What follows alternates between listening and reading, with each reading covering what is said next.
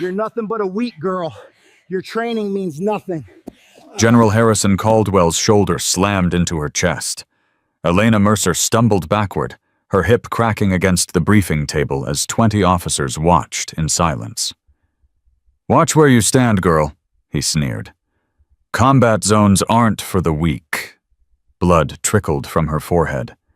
115 pounds, 5'2", the smallest person in that room. Every man laughed. Every single one. None of them knew she had 47 confirmed kills. None of them knew Caldwell had murdered her father for $50 million. None of them knew that in 72 hours this weak girl would put a 3-star general on his knees and expose the deadliest corruption scandal in military history. If you want to see how this satisfying story ends, please subscribe to the channel and follow my story to the very end. Comment the city you're watching from, so I can see how far my story has traveled. The laughter hit Elena Mercer like a physical force.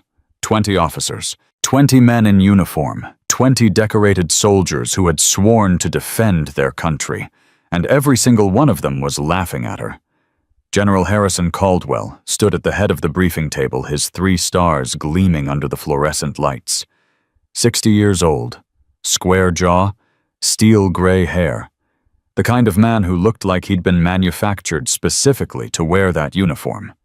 "I said..." Caldwell repeated his voice, carrying that particular tone of amused contempt. "Did someone order coffee? Because I'm pretty sure the briefing invitation went to Lieutenant Commander Mercer, not the catering staff." More laughter.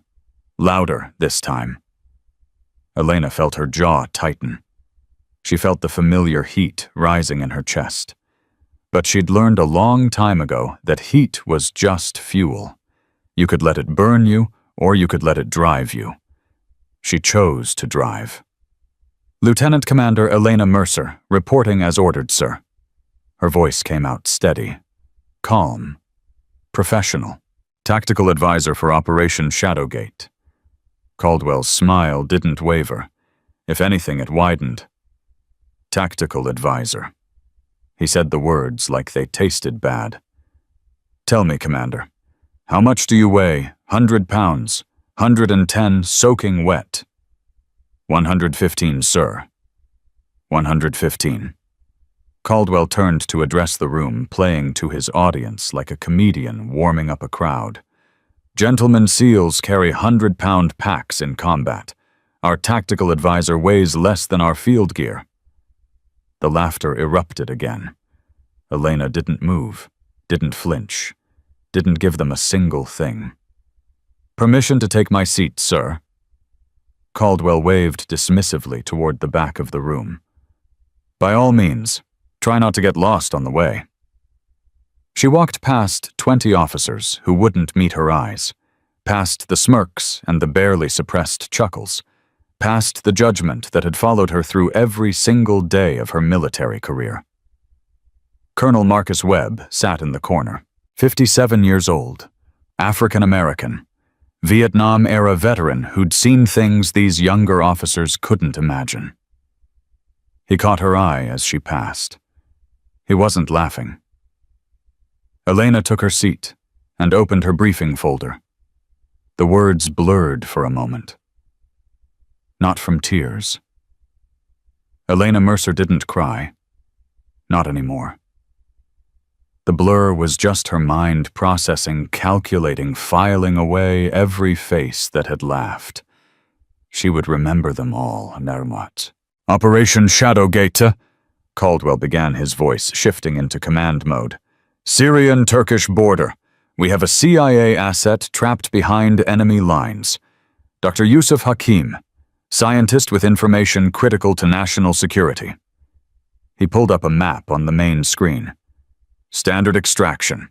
8-man team. In and out in 48 hours. Any questions?" Elena studied the map. Studied the terrain. Studied the proposed insertion point and the extraction coordinates. Something was wrong. "Sir?" Her voice cut through the room. Caldwell's head turned slowly. The annoyance on his face was unmistakable. "Did you have something to add, Commander? The insertion point, sir. It's 2 clicks from a known hostile patrol route. If we insert at those coordinates during the proposed window, we'll be walking directly into enemy surveillance." Silence. Caldwell's expression hardened. "And you know this, how? I ran operations in that region for 3 years, sir. I know every patrol route, every checkpoint, every piece of ground where a sniper might set up. That insertion point is compromised." The room had gone very quiet now. Caldwell took 3 steps toward her, slowly, deliberately. The kind of walk designed to intimidate. "Let me understand this correctly." His voice was soft, dangerous. "You're telling me, a 3-star general with 40 years of experience, that my operational planning is flawed. I'm telling you, sir, that if we insert at those coordinates, American soldiers will die." The words hung in the air. Caldwell stopped directly in front of her chair. He towered over her by nearly a foot. His shadow fell across her like a judgment. "You know what I think, Commander?" Elena met his eyes. "Sir, I think you're a diversity hire, a Pentagon PR stunt, a checkbox that some politician needed to tick so they could claim progress." He leaned down, his face inches from hers. "I think you've never seen real combat.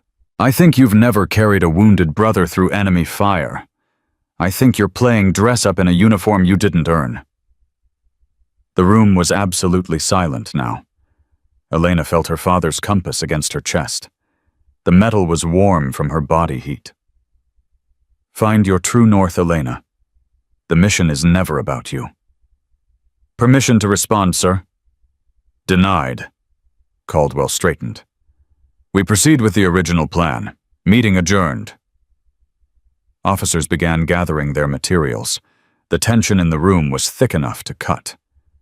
Elena stood. "Sir, with respect." Caldwell turned sharply. His shoulder caught her square in the chest. The force of it sent her stumbling backward. Her hip caught the edge of the briefing table. Pain flared through her side as she struggled to keep her balance. "Watch where you stand, girl," Caldwell's voice carried across the room. "Combat zones aren't for the weak. Maybe stick to positions where you won't get in the way of real soldiers doing real work." Elena caught herself on the table edge. Her hip throbbed, but it was the word that echoed in her mind. Girl. 20 officers witnessed what just happened. 20 officers saw a 3-star general physically assault a subordinate. 20 officers said nothing. Except one. "General Caldwell." Colonel Webb's voice was quiet but firm. "Perhaps we should discuss the operational concerns Commander Mercer raised. Her combat record in the region is extensive." Caldwell's head swiveled toward Webb. "Her record is classified." "Yes, sir, it is." Webb's eyes never wavered. "Which should tell you something." The 2 men stared at each other for a long moment. Something passed between them. Something that Elena couldn't quite read. Finally, Caldwell smiled, but it didn't reach his eyes. "Meeting adjourned." He walked out without looking back. Elena found an empty corridor and leaned against the wall. Her hip was already bruising. She could feel it swelling beneath her uniform. That wasn't an accident. She'd seen enough combat to know the difference between collision and assault.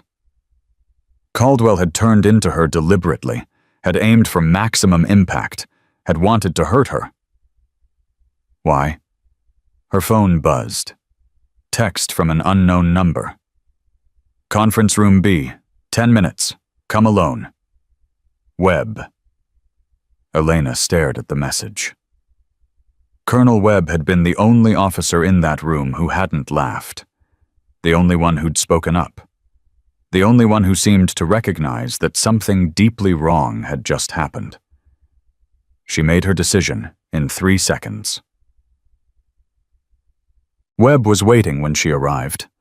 The conference room was small, private, no cameras that she could see. "Close the door, Commander." She did. Webb didn't waste time on pleasantries. "How much do you know about General Caldwell?" 40 years of service, 3 stars, political connections to half the Senate, reputation for being difficult but effective. That's his public record.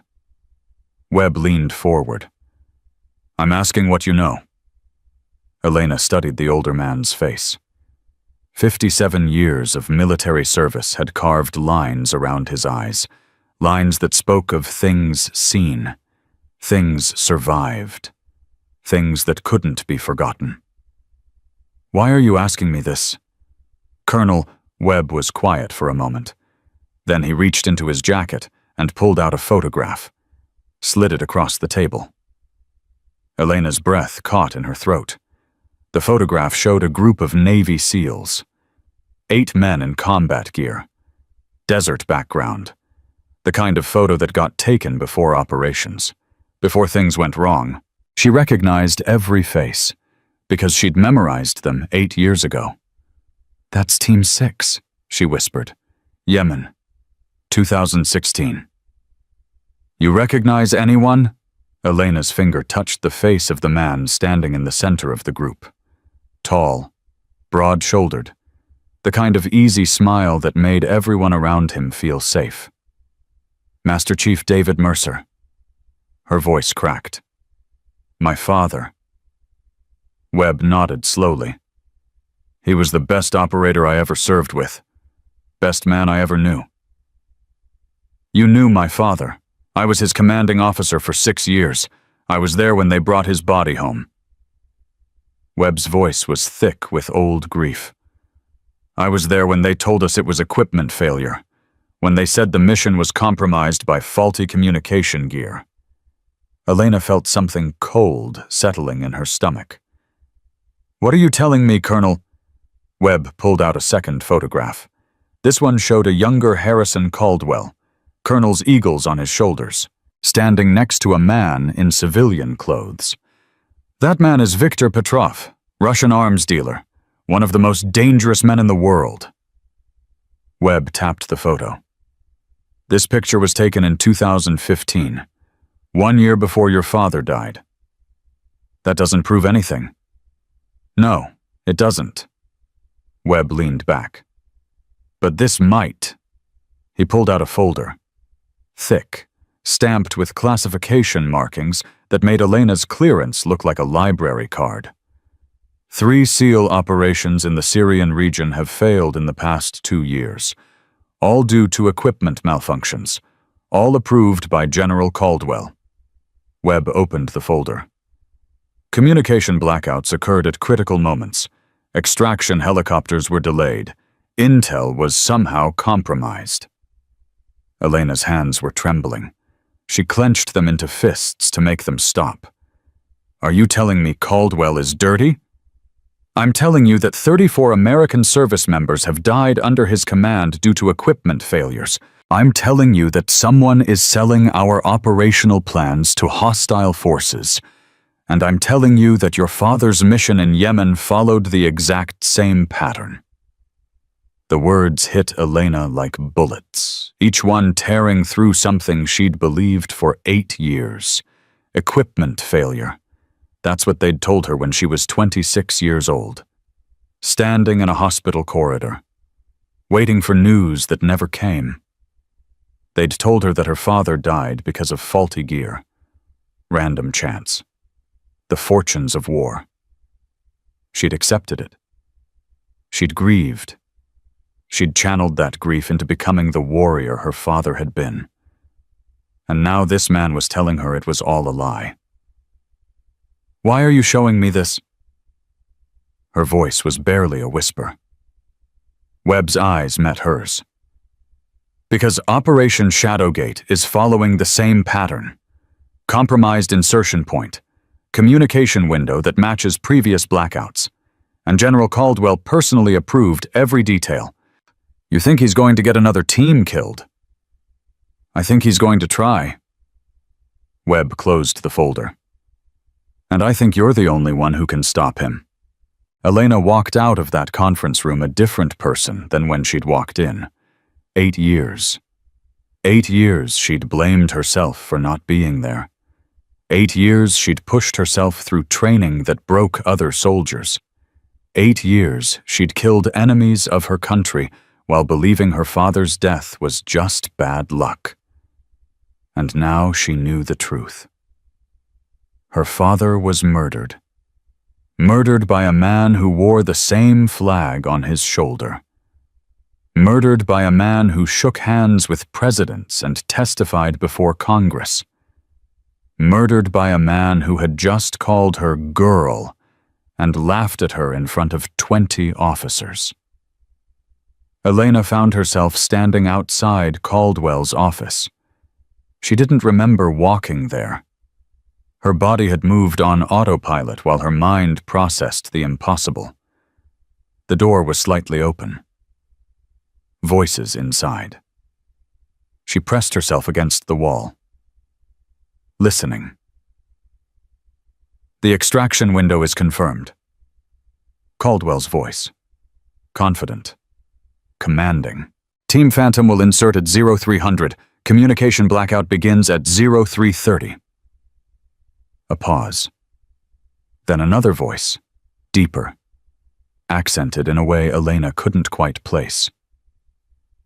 And the asset, Dr. Hakim, he won't survive the extraction. Neither will the team. Elena's blood turned to ice. The payment, already transferred. 50 million. Same account as the others. Silence. Then Caldwell again. This ends the arrangement. After Shadowgate, I'm clean. No more operations. No more contact. You said that after Yemen. Yemen was different. Mercer was getting too close to the truth. He had to be eliminated. Elena's hand moved to her sidearm. Her fingers wrapped around the grip. Her father's voice echoed in her memory. Find your true north, Elena. She could walk through that door right now. She could put a bullet in Harrison Caldwell's chest. She could avenge her father and save the team he was planning to sacrifice. And then she would spend the rest of her life in prison. The truth would die with her. Caldwell would be remembered as a hero killed by a deranged subordinate. And whoever he was working with would continue their operation with someone else. No, that wasn't how this ended. Elena forced her hand away from her weapon. Forced herself to breathe. Forced herself to think like the warrior her father had raised. She needed evidence. She needed proof. She needed to expose the entire network, not just one corrupt general. And she needed to save Team Phantom before they walked into an ambush. You want what? Master Sergeant Jake Romano stared at Elena like she'd grown a second head. At 32 years old, he was the senior enlisted operator on Team Phantom. 6'3", 220 pounds. The kind of man who looked like he bench-pressed trucks for fun. I want you to trust me, Elena repeated. I know you don't know me. I know you don't respect me. But I'm telling you that this operation is compromised. Based on what? A gut feeling. Based on intelligence that I can't share with you yet. Romano laughed. It wasn't a kind sound. Lady, I've been running operations for 12 years. My father was Master Chief David Mercer. Romano stopped laughing. Team 6, Yemen, 2016. He was killed in an operation that was supposed to be routine. Elena stepped closer. Equipment failure, they said. Communication blackout. Extraction delayed. Sound familiar? Romano's expression shifted. Something moved behind his eyes. I knew your old man. Then you know he didn't die because of bad luck. You know something went wrong. Something that shouldn't have gone wrong. Romano was quiet for a long moment. When he spoke again, his voice was different, softer. Dave Mercer was the best operator I ever worked with. When they told us it was equipment failure, none of us believed it. But we couldn't prove anything. He met her eyes. What do you have? Elena pulled out the folder Webb had given her. Communications intercepts, financial records, pattern analysis. Someone has been selling our operational plans for at least 8 years. And I have reason to believe General Caldwell is the source. That's a serious accusation. I heard him confirm it, 20 minutes ago, in his office. Romano's jaw tightened. You have proof? Not yet, but I will, and I need your help to get it. Diana Ortiz was the team's combat medic, 28 years old, 5'6", the kind of woman who could stabilize a sucking chest wound while taking fire and never lose her cool. She was also the only other female operator Elena had met who'd earned her place through pure skill. Let me get this straight. Diana crossed her arms. You want us to follow your plan instead of the general's, against direct orders, based on evidence you can't show us. I'm asking you to trust that I wouldn't risk American lives without good reason. You don't even know us. I know you. Elena turned to face her. Diana Ortiz, combat medic, 2 Bronze Stars, Purple Heart from Fallujah when you carried a wounded Marine 3 miles through enemy territory while taking fire. You don't leave people behind. Diana's expression flickered. You read my file. I memorized it, just like I memorized everyone's file on this team, because when I go into combat, I need to know who's watching my back. And who's watching yours? Elena touched the compass around her neck. My father. Every single day. Diana studied her for a long moment. Then she nodded slowly. Okay, Commander. I'm listening. Senior Chief Tommy Williams was the last holdout. At 45 years old, he'd been operating longer than some of the team had been alive. He'd served with Elena's father for 6 years before Yemen. And he'd been there when they brought David Mercer's body home. You look just like him. Williams' voice was rough with emotion. Same eyes, same way of standing, same stubborn set to your jaw. He taught me everything I know. Not everything. Williams stepped closer. He didn't teach you how to die, how to accept that some missions don't have happy endings, how to make peace with the fact that sometimes good people lose. No. Elena met his eyes. He taught me that good people don't lose if they fight smart. He taught me that the mission always comes first. And he taught me that the only acceptable outcome is bringing everyone home alive. He didn't come home because someone betrayed him. Elena's voice hardened. Someone sold him out. Someone I'm going to find and destroy. But first I need to make sure this team doesn't suffer the same fate. Williams was quiet for a long time. When he finally spoke, his voice was barely above a whisper. Dave was my brother. Not by blood, but by everything that matters. When he died, a part of me died with him. He straightened. If there's even a chance you're right about this, I'm with you. To the end. That night, Elena sat alone in her quarters, the folder spread out on her desk. The evidence that could destroy a 3-star general and expose a network of corruption that had killed American soldiers for a decade. Her father's compass lay beside the papers, worn smooth by 30 years of handling. The inscription on the back still visible. Find your true north. The mission is never about you. Dad. Elena picked up the compass, held it in her palm, felt the weight of it. 8 years ago, she'd stood at her father's grave and made a promise. She'd promised to honor his memory, to serve with the same courage and integrity he'd shown, to make him proud. She hadn't known then that honoring his memory would mean hunting down his killer. She knew now. Tomorrow, Operation Shadowgate would launch. 8 operators would insert into hostile territory. And somewhere in that chaos, Elena would find the proof she needed. Or she would die trying. Her phone buzzed. Message from Romano. Team's in. We trust you, Commander. Don't make us regret it. Elena typed her response. I won't. See you at 0300. We're bringing everyone home. She set down the phone and picked up her father's compass one more time. I found them, Dad. Her voice was barely a whisper. Found the ones who killed you. And I'm going to make them pay. Every single one. The compass was warm in her hand, almost like her father was holding it with her. At 0200, Elena Mercer strapped on her combat gear. 115 pounds of woman carrying 80 pounds of equipment. The weight should have been crushing. It felt like nothing. Because the real weight she carried was invisible. The weight of 34 dead Americans.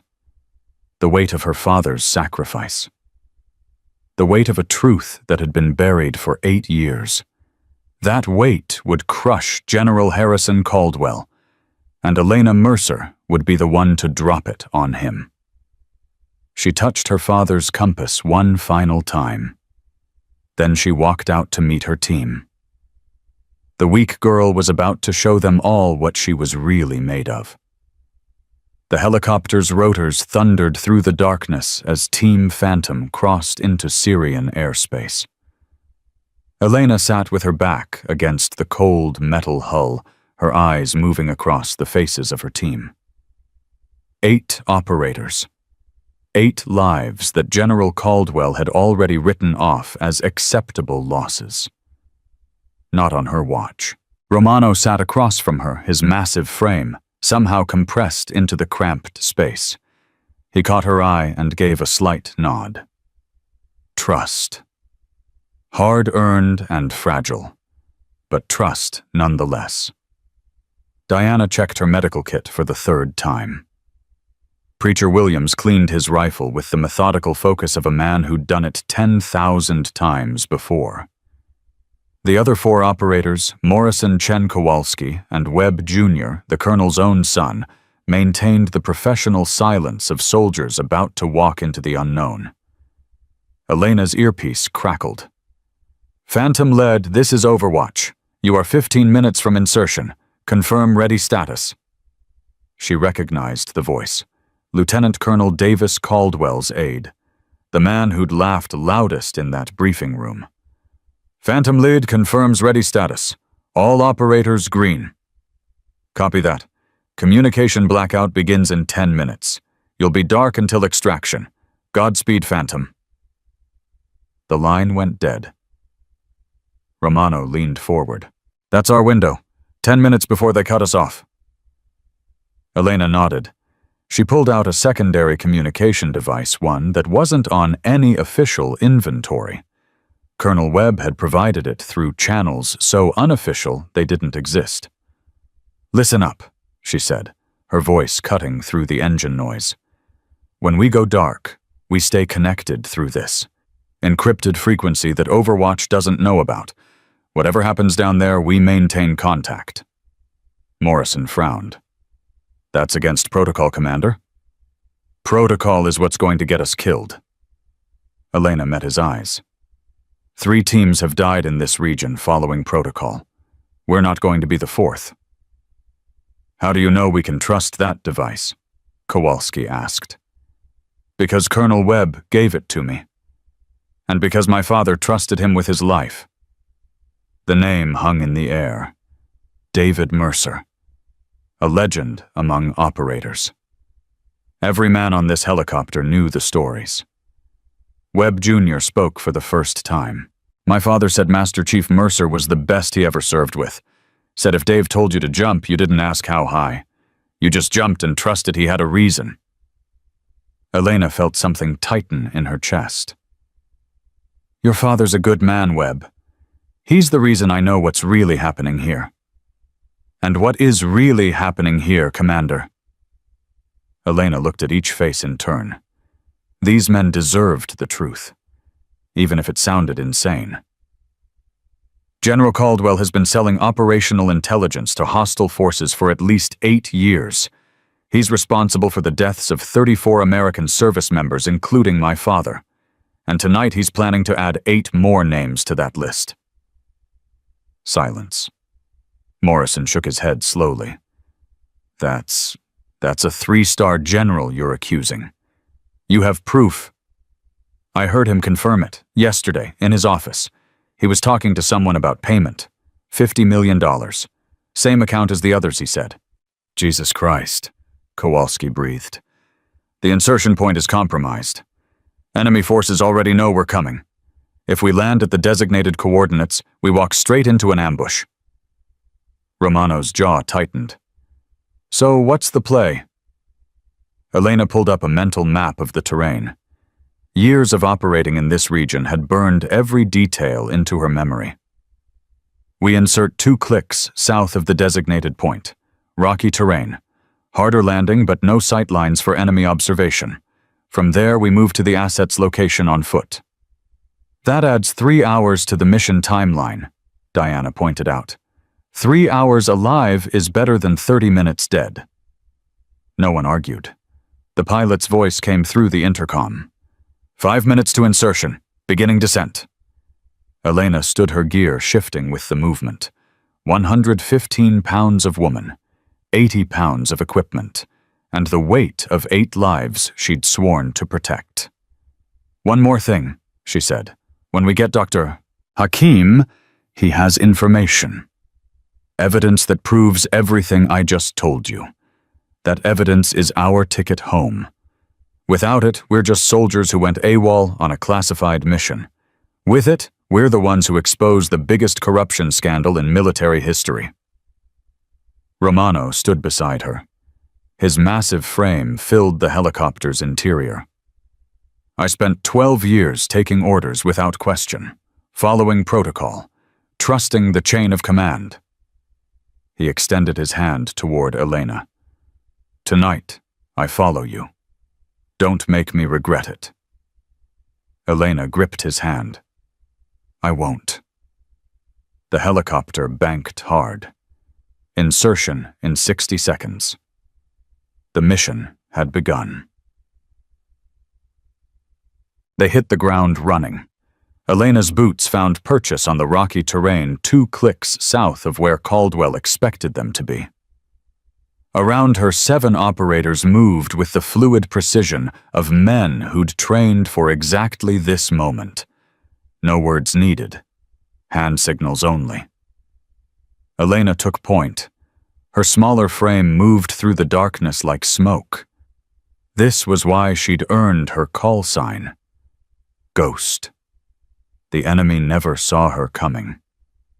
Romano fell in behind her, his bulk somehow silent despite his size. Diana stayed close to the center of the formation. Preacher brought up the rear, his experienced eyes watching for any threat they might have missed. 3 hours of movement. 3 hours of controlled breathing and measured steps. 3 hours of silence, broken only by the occasional burst of wind. Elena's mind never stopped calculating. Patrol routes, sight lines, potential ambush points. Every piece of intelligence she'd gathered over years of operating in this region playing out like a chess game in her head. At the 2-hour mark, Romano's voice came through her earpiece. Movement, 200 meters east, 4 tangos. Elena held up a closed fist. The team froze. She raised her rifle scope to her eye. 4 enemy combatants, AK-47s, moving in a standard patrol pattern, heading directly toward the designated insertion point. They're checking the landing zone, she whispered. Looking for us. They knew exactly where we were supposed to be, Romano said. You were right, Commander. Being right doesn't matter if we're dead. Hold position. Let them pass. 4 agonizing minutes, the patrol moved within 50 meters of their position, close enough that Elena could hear them talking, close enough that one wrong move, one accidental sound would bring everything crashing down. Diana's hand found Elena's arm in the darkness, squeezing once, steady, strong. The patrol passed. Elena waited another 60 seconds. Then she signaled the team forward. They'd just passed the first test. The real ones were coming. The compound where Dr. Hakim was being held appeared exactly as intelligence had described. 3 buildings, multiple guards, a nightmare of overlapping sight lines and defensive positions. But Elena had seen worse. "Thermal shows the asset in the northwest building," Morrison reported. 2 guards outside, unknown number inside. "Pattern?" Elena asked. "Guards rotate every 20 minutes. We've got a window in 8 minutes." 8 minutes. Elena used every second. "Romano, you take Morrison and Chen. North approach. Disable the guards quietly." "Copy." "Diana Kowalski, you're with me. West approach. We breach when Romano confirms clear."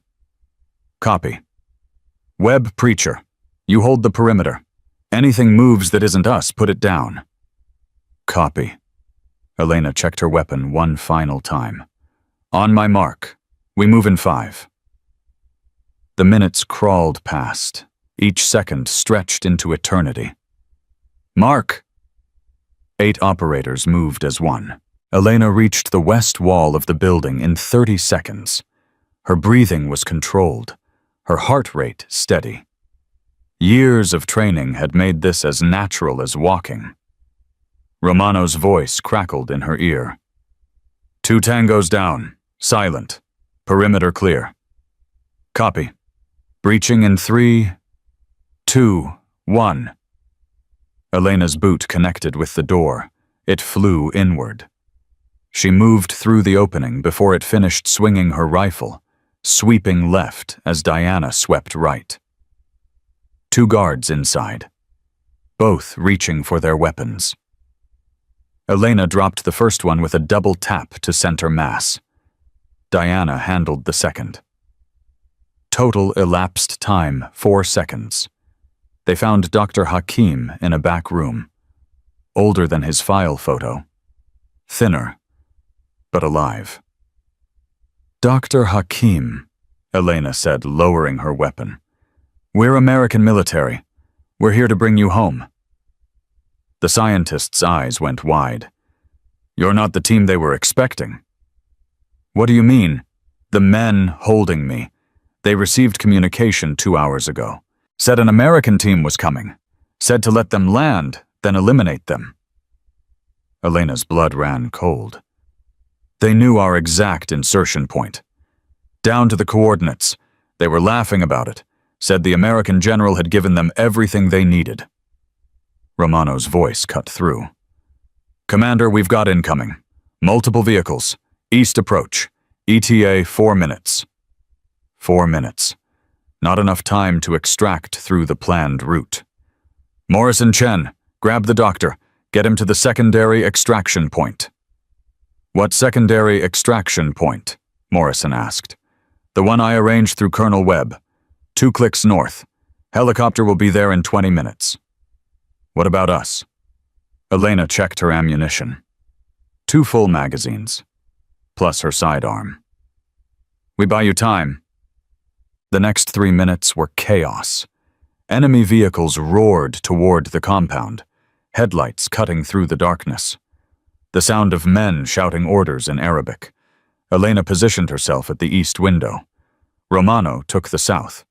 Diana stayed mobile, ready to respond wherever the threat was greatest. "Contact," Romano called. 15 tangos, maybe more. Weapons, AKs, RPGs. They came ready for a fight. Elena smiled grimly. So did we. The first wave hit the compound like a hammer. Gunfire erupted from every direction. Muzzle flashes lit up the night. Elena's rifle spoke twice. 2 enemies dropped. 3 more emerged from cover. She took each one with calculated precision. 1 shot, 1 kill. The mathematics of survival. 6 tangos down on my side, Romano reported. They keep coming. Hold the line. Morrison, what's your status? 500 meters from extraction point. Taking fire from our 6. Preacher Webb, break off and cover Morrison's retreat. Copy, Commander? Elena changed positions. Her smaller frame allowed her to move through spaces the larger operators couldn't. She found a new angle. Took 3 more enemies before they realized where the fire was coming from. 9 tangos down, Diana called. But I'm counting at least 20 more incoming. 20 against 4. Those weren't good odds. But Elena had faced worse. Romano, fall back to my position. We consolidate and push north. Copy. Moving. An explosion shook the building. RPG round. Close. Diana, you hit. Negative, but they're getting our range. Romano appeared beside Elena, his rifle still smoking. We can't hold this position much longer. We don't have to. We just need to buy Morrison another 10 minutes. 10 minutes is a lifetime in a firefight, Commander. Elena met his eyes. Then we make it count. She moved before he could respond. Out the door. Into the open. Everything her trainers had taught her said this was suicide. Never expose yourself. Never leave cover. But everything her father had taught her said sometimes you had to draw fire to save your team. The enemies saw her immediately, a small figure sprinting through the darkness. Every weapon in the compound turned toward her. Elena ran like she'd never run before. Bullets tore through the air around her. Dirt exploded at her feet. 1 round caught the edge of her sleeve close enough to burn. She dove behind a low wall. Came up firing. 3 more enemies dropped. What the hell are you doing? Romano's voice was incredulous. Drawing their attention. Elena changed magazines with practiced efficiency. Get Diana and push north. I'll catch up. I'm not leaving you here. That's an order, Sergeant. With respect, Commander, that's a stupid order. Elena laughed despite everything. Actually laughed. Then stay and help me kill these bastards. Romano's rifle roared beside her. Now that's an order I can follow. 8 minutes. 8 minutes of the most intense combat Elena had ever experienced. She lost count of how many enemies fell. 15, 20, more. They kept coming, and she kept putting them down. Her shoulder ached from the rifle's recoil. Her lungs burned from exertion. But her hands stayed steady. Her aim stayed true. Morrison's at the extraction point, Diana reported. Helicopter inbound, 2 minutes. 2 minutes. Elena allowed herself to feel a moment of relief. Then the radio crackled with a voice that made her blood freeze. Phantom Lead, this is Overwatch. Stand down immediately. You have disobeyed direct orders and compromised a classified operation. General Caldwell has authorized lethal force against your team. Caldwell. Even here. Even now. He was still trying to kill them. Overwatch, this is Phantom Lead. General Caldwell is a traitor. We have evidence proving he has been selling intelligence to hostile forces. Request immediate. Your request is denied, Phantom Lead. You have 60 seconds to surrender. After that, you will be treated as enemy combatants. The line went dead. Romano stared at her. Did he just... Yes. Elena's jaw tightened. He's going to use our own people against us. What do we do? Elena looked at the sky. Somewhere up there, American aircraft were being vectored toward their position. Pilots who believed they were targeting enemies of their country. She had 60 seconds to make an impossible choice. Morrison, what's the status on Dr. Hakim? On the helicopter, lifting off now. Does he have the evidence?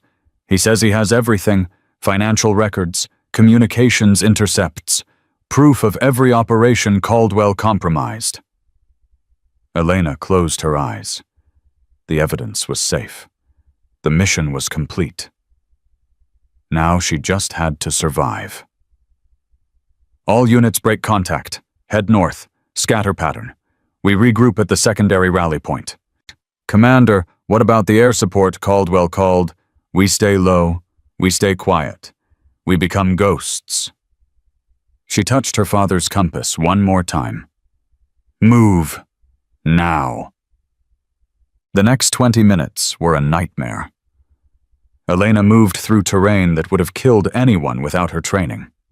Rocky ground, steep drops, darkness so complete that each step was an act of faith. Twice she heard aircraft overhead. American aircraft. Looking for her. Looking to kill her. The irony wasn't lost on her. She'd spent her entire career protecting her country. Now her country was hunting her like an animal, because one corrupt general had decided she was a threat. She reached the rally point at 0530. Romano was already there. Diana arrived 2 minutes later. Preacher and Webb Jr. came in together, both bloodied but functional. Morrison Chen Kowalski, report. Static. Morrison, report. Nothing. Anyone have eyes on the others? Romano shook his head. Lost contact during the scatter. Elena felt something cold settle in her chest. 3 of her team. Missing. We go back, she said. Commander, we can't. Caldwell has aircraft covering the entire area. If we move now... I said we go back. Her voice left no room for argument.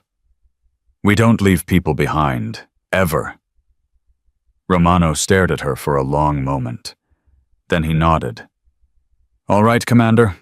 We go back. Diana checked her medical kit. If they're wounded, I can stabilize them. Preacher chambered around. If anyone tries to stop us, I'll handle it. Webb Jr. looked at Elena with something like awe in his eyes. My father was right about you, Commander. You really are like Master Chief Mercer. Elena touched her father's compass. Let's move. We've got people to save. They found Morrison first, wounded, left leg torn up from shrapnel, but alive. Thought you'd left us, he said as Diana worked on his leg. Never. Elena squeezed his shoulder. Where are Chen and Kowalski? Got separated during the scatter. Last I saw they were heading toward the ridge. The ridge. One of the most exposed positions in the entire area. Stay with Diana. We'll be back. Elena led Romano and Preacher toward the ridge, every instinct screaming that this was a trap, that Caldwell was watching, waiting. She kept moving anyway. They found Chen first, unconscious but breathing. Concussion from the blast, most likely. Kowalski was 30 meters away. He wasn't moving. Elena reached him first, checked for a pulse. Nothing. She checked again, pressed harder, willed her fingers to find something, anything. Nothing. Romano knelt beside her. Commander, he's gone. Elena's voice was hollow. Kowalski is gone. 24 years old. First deployment. Wife back home expecting their first child. Gone. Because Harrison Caldwell decided American lives were worth $50 million. Elena stood. Her hands were shaking. Not from fear. From rage. We need to move, Commander. Romano's voice was gentle. We can't help him now. No. Elena looked down at Kowalski's body. But we can make sure he didn't die for nothing.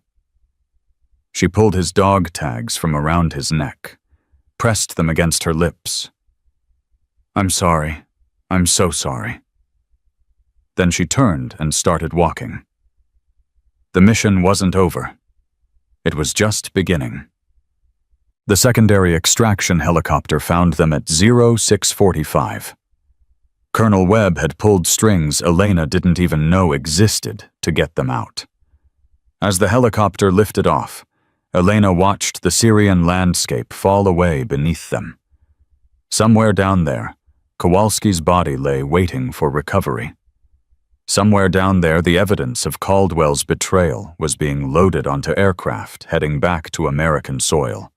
And somewhere back at Fort Bragg, a 3-star general was about to discover that the weak girl he'd laughed at was still alive, still breathing, still coming for him. Elena pulled out her phone, typed a message to Colonel Webb.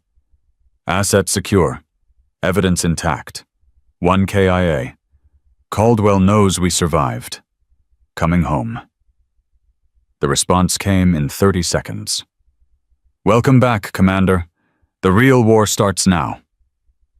Elena looked at her team. Battered, bloodied, one man short, but alive and ready to fight.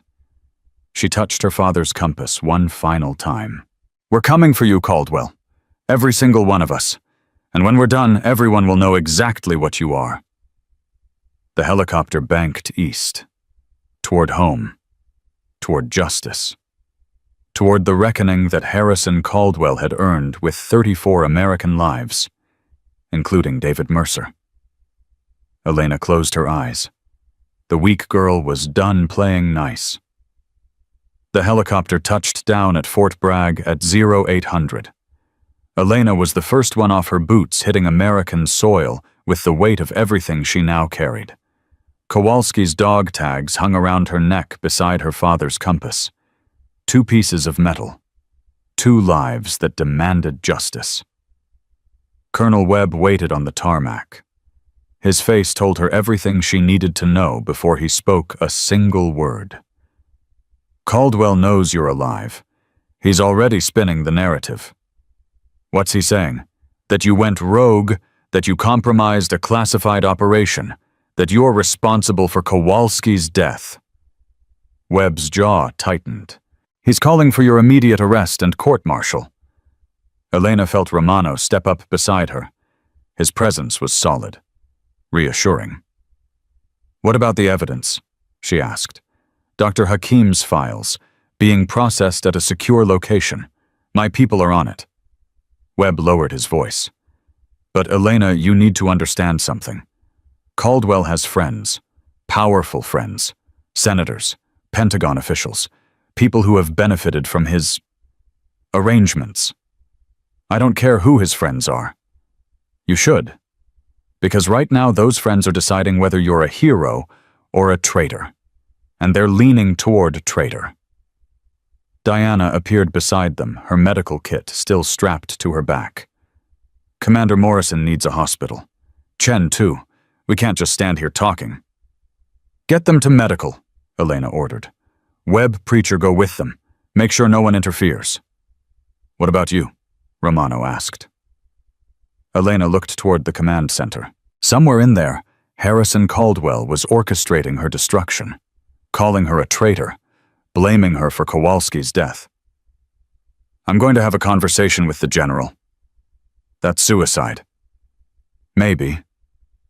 Elena started walking. "But I didn't survive Syria to hide from a man who sells American lives." Romano caught her arm. "Then I'm coming with you." "Jake, don't argue, Commander. You pulled me out of that firefight. You saved my life. Where you go, I go." Elena looked at him. 12 years of special operations experience, 220 pounds of trained killer, and he was choosing to follow her into what might be the last fight of both their lives. "All right," she said. "Let's go introduce ourselves." They walked toward the command center together, the weak girl and the giant who'd learned to respect her. Caldwell wouldn't know what hit him. The command center was chaos when they arrived.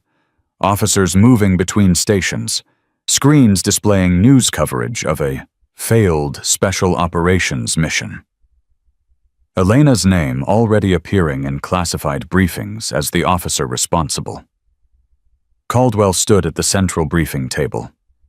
Same position as 3 days ago, same arrogant stance, same contempt in his eyes when he saw her enter. But something else, too. Something she hadn't seen before. Fear. "Captain Thorne," his voice carried across the room. "You have exactly 5 seconds to explain why you shouldn't be arrested for treason." "It's Commander Thorne."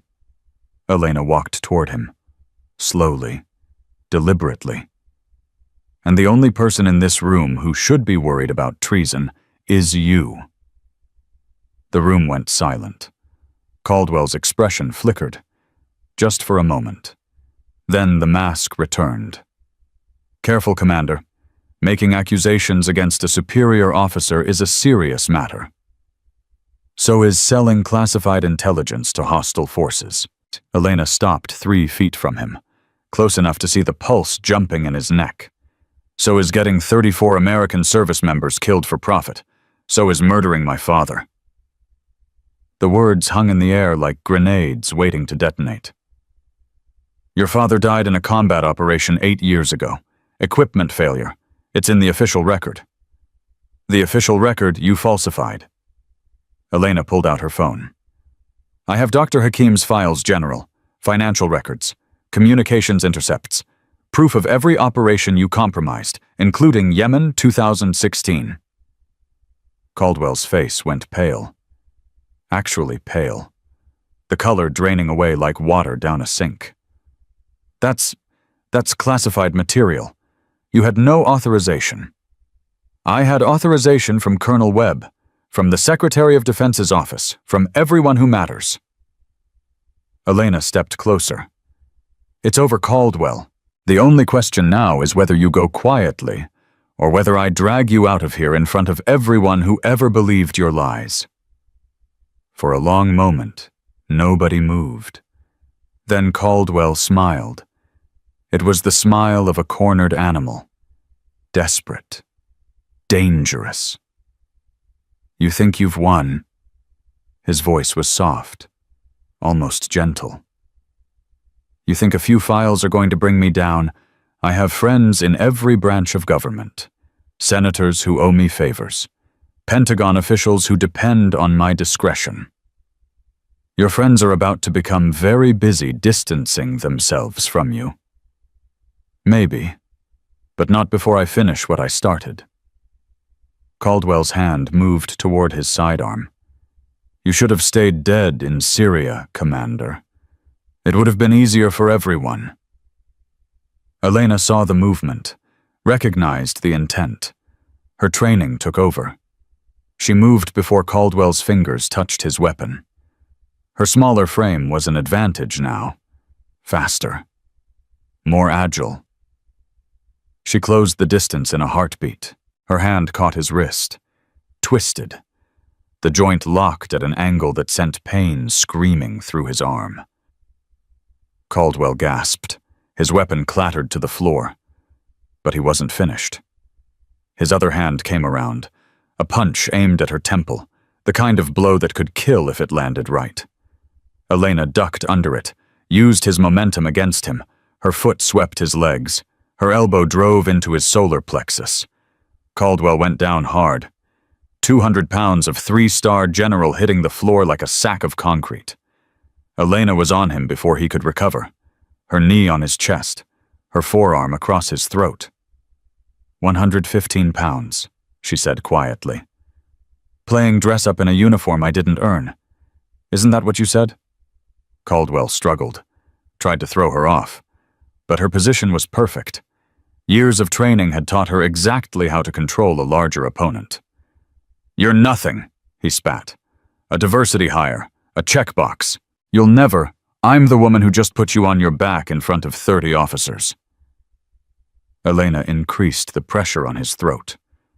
I'm the woman who survived your ambush. I'm the woman who's going to make sure you spend the rest of your life in a cell. She leaned closer. And I'm David Mercer's daughter, the man you murdered for $50 million. Something broke in Caldwell's eyes. The arrogance, the contempt, the certainty that he was untouchable. It all shattered in that moment. It wasn't personal, he whispered. Your father. He was getting too close, asking questions, following money trails. I didn't have a choice. There's always a choice. Elena's voice was ice. You chose profit over honor. You chose money over American lives. And now you're going to pay for every single one of them. Military police burst through the door. 6 of them. Weapons drawn. Commander Mercer, step away from the general. Elena looked up. Lieutenant Colonel Davis stood at the head of the MPs, Caldwell's aide, the man who'd laughed loudest in that briefing room. On whose authority? General Caldwell's authority. You're under arrest for assault on a superior officer. Elena didn't move. Her knee stayed on Caldwell's chest, her eyes locked on Davis. Check your phone, Lieutenant Colonel. Davis frowned. What? Check your phone. Slowly, Davis pulled out his phone. His face went white as he read the screen. That's a message from the Secretary of Defense, Elena said. Ordering General Caldwell's immediate arrest pending investigation into treason conspiracy and 34 counts of felony murder. She looked down at Caldwell. Your friends are already running general. Nobody wants to be the last one holding the bag. Davis lowered his weapon. The other MPs followed. Secure the general, Davis said quietly. Commander Mercer, I apologize. Elena stood slowly. Her body ached. The adrenaline was fading, leaving exhaustion in its wake. You laughed at me, she said to Davis. 3 days ago, in this room. You laughed. Davis couldn't meet her eyes. I was wrong. Yes, you were. Elena stepped back as the MPs moved in to restrain Caldwell. Remember that the next time someone small walks through those doors, size doesn't determine worth. Character does. She walked toward the exit. Romano fell in beside her. Behind them, Harrison Caldwell was being handcuffed by the same officers who had served under him for years. The weak girl had just brought down a 3-star general, and she was just getting started. Colonel Webb's secure facility was a converted warehouse on the edge of Fort Bragg. No signs, no markings, just another anonymous building that didn't officially exist. Inside, Dr. Yusuf Hakim sat at a computer terminal, his fingers flying across the keyboard. Commander Mercer. He stood as Elena entered. I was beginning to think you wouldn't make it. It took longer than expected. Elena looked at the screens surrounding them. Financial records, communications logs, names and dates and dollar amounts. Is this everything I could recover? 8 years of transactions, 34 operations compromised. And Hakim hesitated. Something else. What? Caldwell wasn't working alone. Hakim pulled up a new file. He was receiving instructions from someone higher, someone he referred to only as Nightfall. Elena's blood went cold. She remembered the encrypted message Caldwell received during that first briefing, the conversation she'd overheard in his office. Who is Nightfall? I don't know, but whoever they are, they're still operational. Caldwell was just... Hakim searched for the word. Middle management. The real architect is still out there. Romano stepped forward. How high does this go? Based on the money trail's Pentagon level, maybe higher. Hakim's face was grim. Commander Caldwell compromised 34 operations, but the files suggest Nightfall has been active for at least 15 years. The body count could be in the hundreds. Elena felt the weight of it settling on her shoulders. She'd come here to avenge her father, to expose one corrupt general. Instead, she'd uncovered a conspiracy that reached into the highest levels of American military command. "We need to get this to the Secretary of Defense," she said. "Immediately." "Already done." Colonel Webb appeared in the doorway. "The Secretary is on her way, along with some people you need to meet." "Who?" Webb smiled. It was the first genuine smile Elena had seen on his face since this all began. "The people who are going to help you finish this." Secretary of Defense. Catherine Westwood was not what Elena expected. 62 years old, silver hair cut short, the kind of presence that filled a room without effort. She wore her authority like armor, but her eyes held something Elena recognized. The look of someone who had lost people to this war. "Commander Mercer." Westwood extended her hand. "I served with your mother." The words hit Elena like a physical blow. "My mother, Commander Evelyn Thorne. She was my flight instructor at Pensacola back when female pilots were even rarer than they are now." Westwood's grip was firm. "She taught me that excellence wasn't about proving doubters wrong. It was about being so good that capability became undeniable." "I never knew that." "There's a lot about your mother you probably don't know. She was one of the bravest officers I ever served with." Westwood released her hand. "And now her daughter has exposed the biggest corruption scandal in military history. She would be proud." Elena felt something crack inside her chest. A wall she'd built years ago. A wall that kept the grief contained. "My father was murdered by Harrison Caldwell." "I know. I've read the files." Westwood's expression hardened. "And I promise you, Commander, everyone involved in his death will face justice. Everyone. It's bigger than Caldwell. There's someone else. Someone called Nightfall." "I know that too." Westwood turned to face the screens. "That's why I'm here. That's why I'm offering you something that doesn't officially exist. Ma'am, a task force, codename Sentinel, mandate to investigate and eliminate internal threats to American military operations. No oversight from normal chain of command. Direct report to my office and Congressional Intelligence Committees." Elena stared at her. "You're asking me to lead it?" "I'm asking you to do what you've already proven you can do. Hunt corruption, expose traitors, protect American lives." Westwood met her eyes. "Your father spent his life serving this country.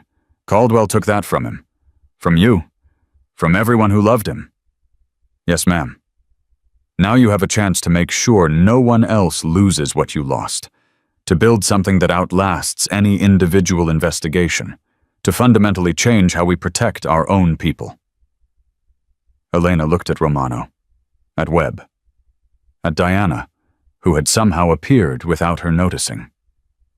"I have one condition," Elena said. "Name it." "My team, the people who survived Syria with me.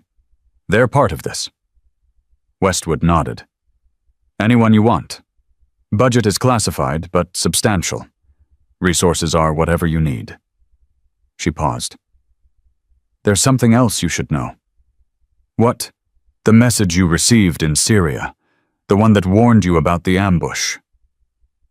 Westwood pulled out a piece of paper. "We traced its origin." Elena's heart stopped. Who sent it? Someone using Nightfall's own communication network.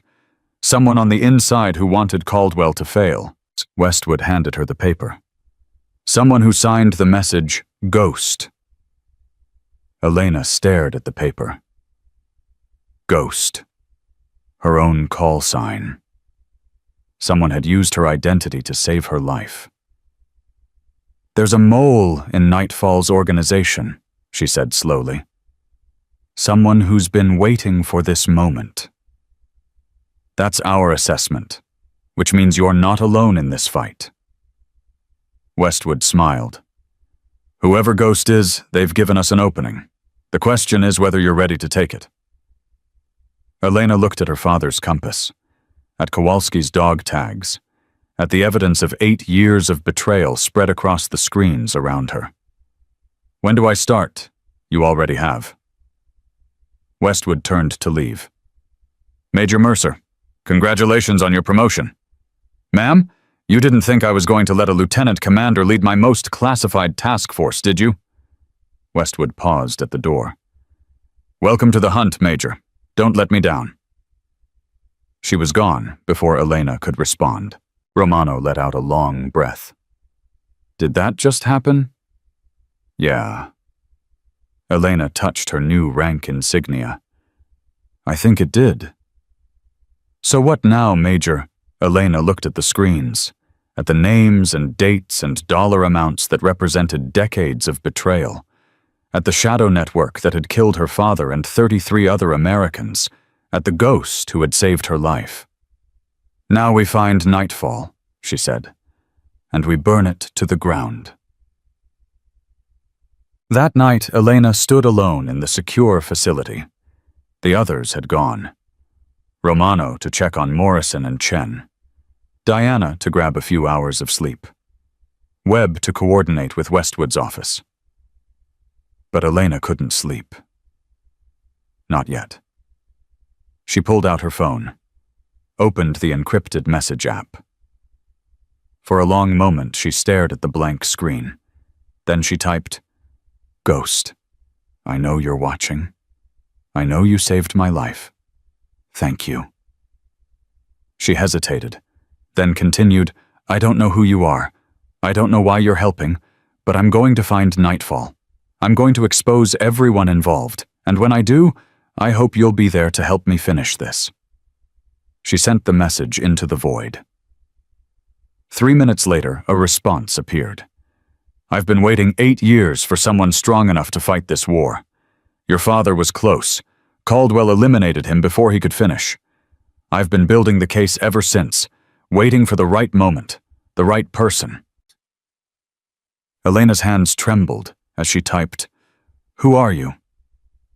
The response came in 10 seconds. Someone who lost everything to Nightfall. Someone who's been hiding in their organization for 15 years. Someone who knows every name, every transaction, every secret. Another message followed. I'm the reason you survived Syria.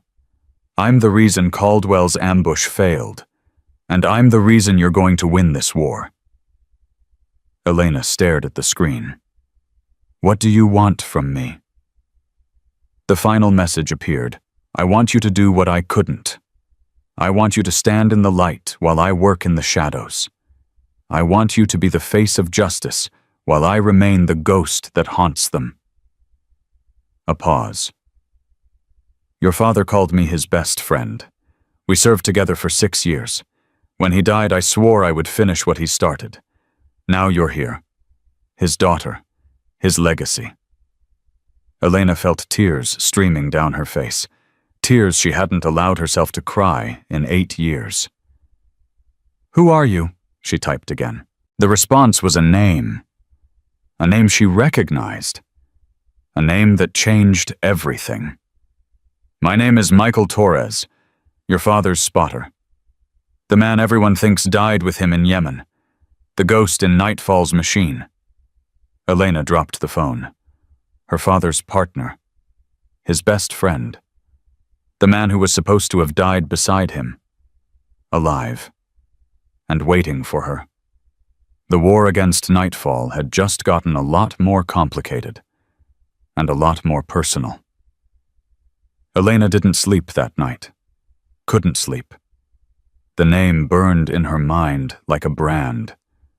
Michael Torres, her father's best friend, his spotter for 6 years, the man who was supposed to have died beside him in Yemen. Alive. She remembered Torres from her childhood, a tall man with kind eyes who used to bring her souvenirs from every deployment. A carved wooden elephant from Somalia, a silk scarf from Afghanistan. Small gifts that said, "I was thinking of you even in the worst places on earth."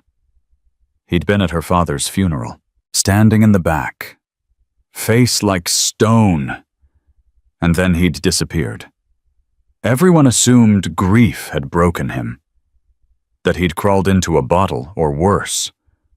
Some said he'd gone back to combat and died in some unmarked grave overseas, but he hadn't died. He'd been hiding, waiting, building a case against the people who murdered his best friend. For 8 years. Elena's phone buzzed at 0500. Encrypted message. Warehouse District, Building 7. Come alone. Torres. She was out the door in 3 minutes. Romano caught her in the corridor. "Where are you going?" "I have to meet someone. At 5 in the morning alone." Romano blocked her path. "After everything that's happened, it's someone I trust." "Who?" Elena hesitated. The information felt too raw, too personal, too impossible to explain. "Someone who knew my father. Someone who's been helping us from the inside." Romano's eyes narrowed. "The ghost." "Yes." "Then I'm coming with you." "Jake. Don't argue, Major." He used her new rank deliberately. "You gave me an order in Syria. Told me to trust you. I did. Now I'm asking you to trust me. We don't walk into unknowns alone." Elena looked at him. This man who had laughed at her 3 days ago, who had questioned her capability, who had doubted everything she claimed to be, and who had followed her through hell without hesitation when it mattered. "All right," she said, "but let me do the talking." "Yes, ma'am." They moved out together, the weak girl and her giant, walking toward a ghost. Building 7 was exactly what Elena expected. Anonymous. Abandoned. The kind of place where secrets went to die, or to be born. She entered first. Romano 3 steps behind, both weapons drawn. The interior was dark, silent. The only light came from a single lamp in the far corner. A figure stood beneath it. Tall, lean, the kind of physique that came from decades of military training. Gray hair now where it had been dark in her memories. Lines on his face that hadn't been there before. But the eyes were the same. Kind. Sad. Carrying weight that never quite went away. "Elena." Michael Torres's voice cracked on her name. "God, you look just like him." Elena stopped 10 feet away. Her weapon stayed up. "Everyone said you were dead." "I know. They said you died with him, in Yemen. They said you were buried in Arlington." "I know. But you didn't die." Elena's voice hardened. "You survived. And you didn't tell anyone. You let us believe I had to." Torres took a step forward, stopped when Romano's weapon tracked him. "Elena, please, let me explain." "Explain what?" "That you abandoned us, that you let my mother's heart break thinking she'd lost her husband and his best friend, that you watched from the shadows while we grieved." "I watched over you." Torres's voice was raw. "Every day, every deployment, every mission you ran, I was there, making sure you came home safe." "That's not the same." "No, it's not." Torres lowered his head. "But it was all I could do."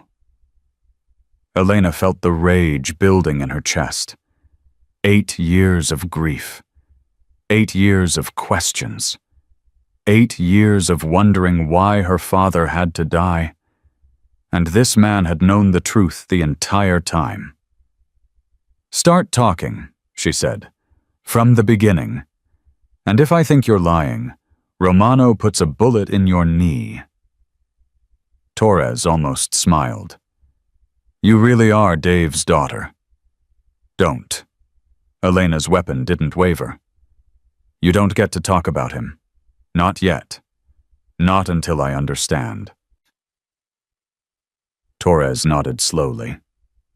Then he began. Yemen was supposed to be routine. Target extraction. In and out in 48 hours. Torres paced as he spoke. Old habit. Elena remembered her father doing the same thing when he was working through a problem. Dave had been asking questions for months, following money trails, noticing patterns in failed operations. He thought someone was selling us out, someone high up. He was right. He was always right. Torres's voice caught. 3 days before Yemen, he told me he had a lead, a name, someone in the Pentagon who was connected to an arms dealer named Victor Petrov. Caldwell. Caldwell was part of it, but he wasn't the top. Dave found evidence of someone else, someone who was giving Caldwell orders, someone who called themselves Nightfall. Elena lowered her weapon slightly. Who is Nightfall? That's what we were trying to find out. Dave had a meeting scheduled with a source, someone inside the network who wanted out. Torres stopped pacing. The source never showed. Instead, we walked into an ambush. How did you survive? Torres was quiet for a long moment. When he spoke again, his voice was barely above a whisper. Dave pushed me into a drainage ditch, took the first burst of fire himself. By the time I crawled out, he was already... Torres's hands were shaking. I held him. At the end, told him I'd finish what he started. Told him I'd take care of you. You didn't take care of me. You disappeared. Because if anyone knew I was alive, they'd come for me. For you. For everyone Dave loved. Torres met her eyes. The only way to protect you was to become a ghost. To disappear into their organization and destroy them from the inside. 15 years. Elena's voice was ice. You've been inside Nightfall for 15 years. Building the case, documenting everything, waiting for someone strong enough to bring them down. Torres stepped closer. I tried to do it alone. Failed. They're too protected, too connected, too powerful. So you waited for me. I waited for someone who could stand in the light while I worked in the shadows. Someone who could be the face of justice. Torres's eyes glistened. I waited for Dave's daughter to become the warrior he always knew she would be. Elena felt something crack inside her chest. A wall she'd built. A barrier against hope. Who is Nightfall? She asked again. Give me a name. Torres pulled out a photograph, handed it to her. Elena's blood turned to ice. The photograph showed a man in his 70s. Distinguished. Silver-haired. The kind of face that appeared on magazine covers and news broadcasts. A face she recognized. General Arthur Blackwood, Torres said, chairman of the Joint Chiefs of Staff, second most powerful military officer in the United States. That's impossible. Is it? Torres pulled out more photographs, more documents. 30 years of corruption, hundreds of millions in illegal weapons deals, and a body count that makes Caldwell look like an amateur. Elena stared at the evidence. Her hands were trembling. Blackwood was at my father's memorial service. He gave the eulogy. He called Dave a hero. He called him a hero while counting the money he made from killing him. Torres's voice was bitter. That's who these people are, Elena. They shake your hand and stab you in the back. They wear medals and ribbons while American soldiers die for their profits. Romano stepped forward. How do we take him down? We can't, not yet. Torres gathered the photographs. Blackwood is protected by layers of deniability. Caldwell was his buffer. Now that Caldwell's exposed, Blackwood is scrambling to cover his tracks. So we move fast, Elena said, before he can destroy the evidence. There's a meeting tonight. Blackwood and his remaining network. They're gathering to discuss damage control. Torres handed her a piece of paper. This is the location. This is our window. Elena looked at the address. Her stomach dropped. This is the Pentagon. Blackwood thinks he's untouchable inside his own fortress. Tonight we prove him wrong. How? We can't just walk into the Pentagon and arrest the chairman of the Joint Chiefs. Torres smiled. It was the first real smile Elena had seen on his face. We don't arrest him. We expose him. Live. In front of everyone who matters. How? The Secretary of Defense is hosting a reception tonight. Every senior military official in Washington will be there, including Blackwood. Torres's eyes gleamed. I've spent 15 years building a network inside that building. People who know the truth. People who are tired of staying silent. You want to confront him publicly. I want to destroy him publicly. I want every general, every admiral, every senator in that room to see what he really is. Torres stepped closer. And I want you to be the one who pulls the trigger. Elena looked at the evidence in her hands. 30 years of corruption. Hundreds of dead Americans. Her father's face, staring up at her from a photograph taken 6 months before he died. I'm in, she said. Romano nodded. So am I. Torres extended his hand. Then let's finish what your father started. Elena gripped it. 3 people against the most powerful military officer in the country. The odds were impossible. But Elena Mercer had been beating impossible odds her entire life. The Pentagon reception was exactly as Torres had described. Senior officials everywhere, medals and ribbons and enough stars to fill a constellation. Elena wore her dress uniform for the first time since her promotion ceremony. Major's oak leaves on her shoulders. Ribbons she'd earned in operations that didn't officially exist. The weak girl walking into the lion's den. Romano stayed close, civilian clothes, blending with the catering staff Torres had arranged. Target acquired. Torres's voice came through her earpiece. Blackwood is in the main hall, 6 o'clock from your position. Elena turned slowly. There he was. General Arthur Blackwood, 73 years old, 4 stars on his shoulders, the kind of commanding presence that made people instinctively straighten their posture, and a murderer who had killed American soldiers for 30 years.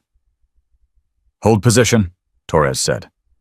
We need Secretary Westwood in place before we move. Copy. Elena grabbed a glass of champagne she had no intention of drinking, smiled at officers who passed, played the part of a newly promoted major attending her first Pentagon function. Inside her heart was racing. Major Mercer. Elena turned. Her blood froze. General Blackwood stood 3 feet away, smiling, extending his hand. I've heard a great deal about you. His grip was firm, confident. The woman who brought down Harrison Caldwell. Impressive work. Thank you, sir. Caldwell was a disgrace to the uniform, selling out American soldiers for profit. Blackwood shook his head in practiced disappointment. I'm glad you exposed him before he could do more damage. Elena felt bile rising in her throat. This man, standing in front of her, pretending to be a patriot, pretending to care about the soldiers he'd been killing for decades.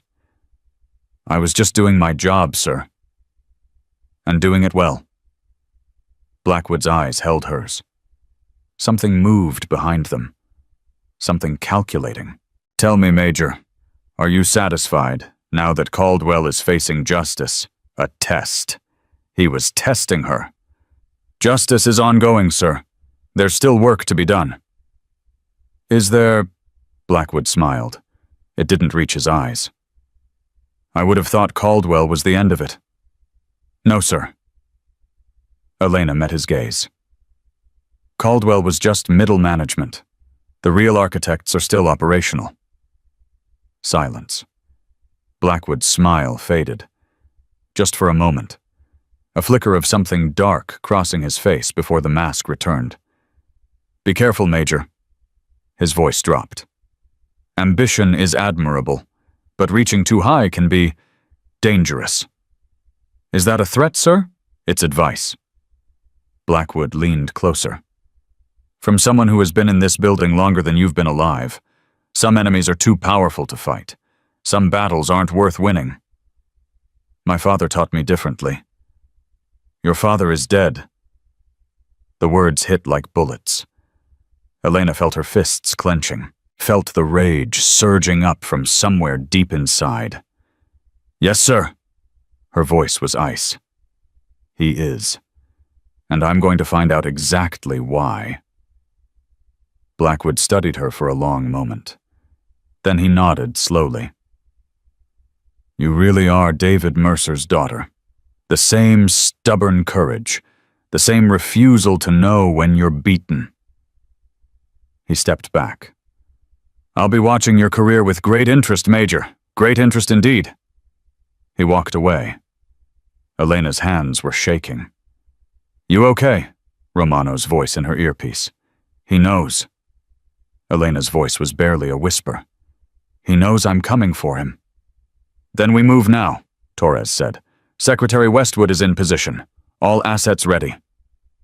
Elena looked across the room. Westwood stood near the main stage, flanked by her security detail. She caught Elena's eye and gave a slight nod. On my mark, Elena said. Copy. Elena started walking toward the stage. Each step felt like a mile. Each heartbeat thundered in her ears.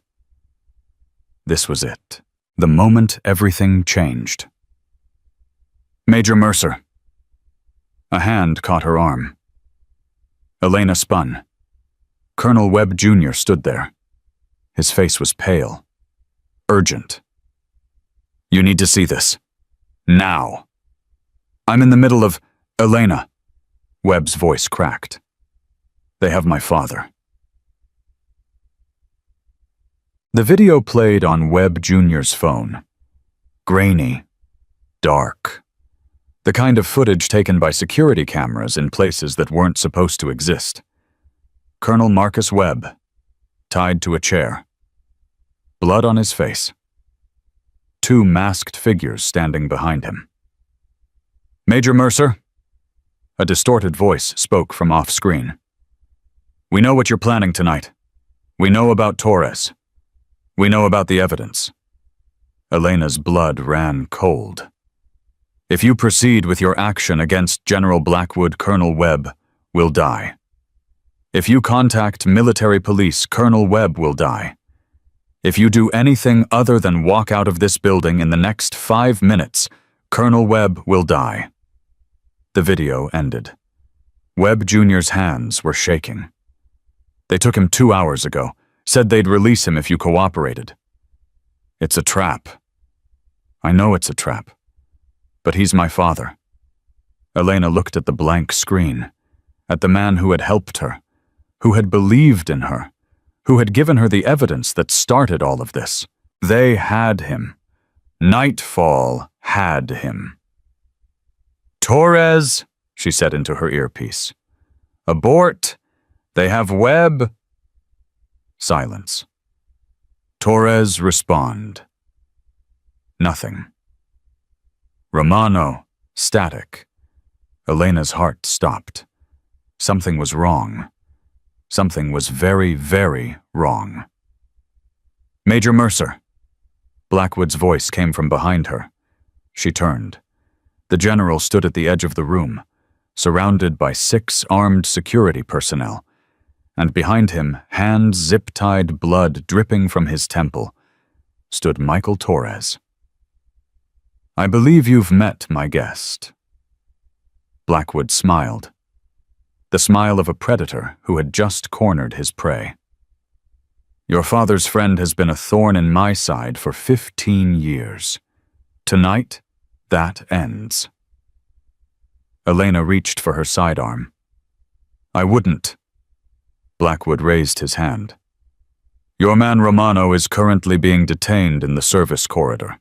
One wrong move, and he joins Colonel Webb in a very unpleasant situation. Elena's hand froze. What do you want? I want what I've always wanted. Order, control, profit. Blackwood walked toward her, slowly, like a man who had all the time in the world. Your father wanted to expose me. He failed. Torres wanted to expose me. He failed, and now you... I won't fail. You already have. Blackwood stopped in front of her. You're alone. Your allies are captured. Your evidence is about to be destroyed, and in 30 seconds my people will take you somewhere quiet where we can have a proper conversation.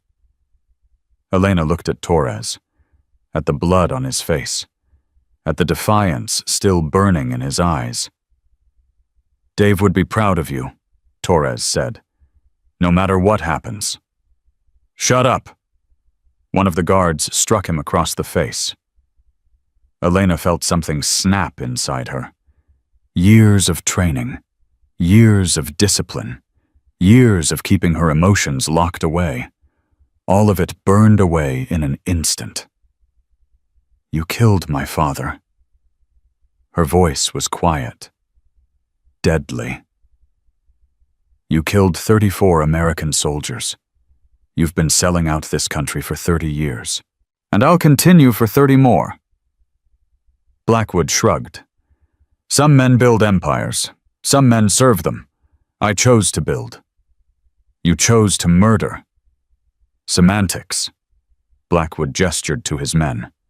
Take her. The guards moved forward. Elena didn't move. You forgot something, General. What's that? Elena smiled. It was the smile her father had taught her, the smile of someone who had already won. You forgot that I'm not alone. The doors burst open. Diana Ortiz, Preacher Williams, Morrison, Chen.